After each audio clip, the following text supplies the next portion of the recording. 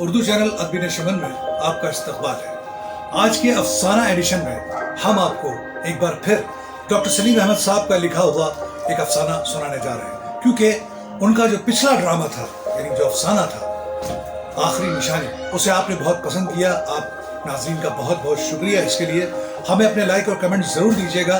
तो आइए पेश खिदमत है डॉक्टर सलीम अहमद साहब का लिखा हुआ अफसाना तरबियत, उन्हीं की ज़बानी। पेश है अफसाना तरबियत। तनख्वाह मिल गई थी, मगर रीतू के हिसाब किताब और सलवात की वजह से कोई सूरत नहीं निकल रही थी। पापा को इलाज के लिए पैसा भेजना था। उम्र के साथ साथ बीमारी भी बढ़ती जा रही थी। रीतू को शॉपिंग कराकर घर पहुंचा ही था कि मोबाइल की घंटी बजने लगी। सब ठीक तो है ना पापा? अच्छा पापा, अभी बात करके मैं बताता हूँ। रीतू, अरे सुन रही हो? हाँ सुन रही हूँ, घर से फोन आया होगा। अरे यार पापा, कुछ पैसे चाहिए, तबीयत खराब है, डॉक्टर ने कोरोना जांच कराने को कहा है, तो इसमें तुम क्या कर सकते हो? टेस्ट उन्हें कराना है, इसमें दूसरा क्या कर सकता है? और पैसा कहाँ से दोगे? इसी महीने मेरे मायके शादी भी तो है, उसमें अच्छा खासा खर्च है।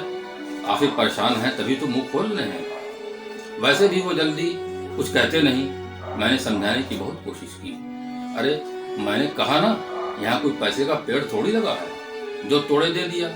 मांगने की आदत पड़ गई है इन लोगों को, जब देखो किसी न किसी बहाने से पैसा वसूलते रहते हैं। अच्छा पापा, मैं अभी देखता हूँ। बेटा जल्दी करना, ऑक्सीजन लेवल कम होता जा रहा है और ऑक्सीजन सिलेंडर बड़ी मुश्किल से मिल पा रहा है।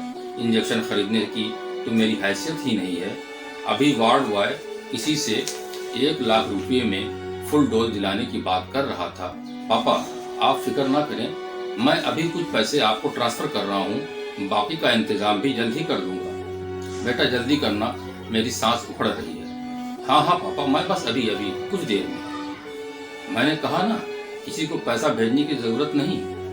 कहते हुए एक ही झटके में रीतू ने मोबाइल मेरे हाथ से छीन लिया। मैं रीतू से मोबाइल लेने की कोशिश करता रहा और समझाता भी रहा, मगर वो कहाँ मानने वाली। उसने मोबाइल तो दिया, लेकिन इस शर्त के साथ कि वो पैसा देने से साफ मना कर देगा। पापा माफ करिए, मैं चाह कर भी आपकी खिदमत नहीं कर पा रहा हूँ। सॉरी पापा।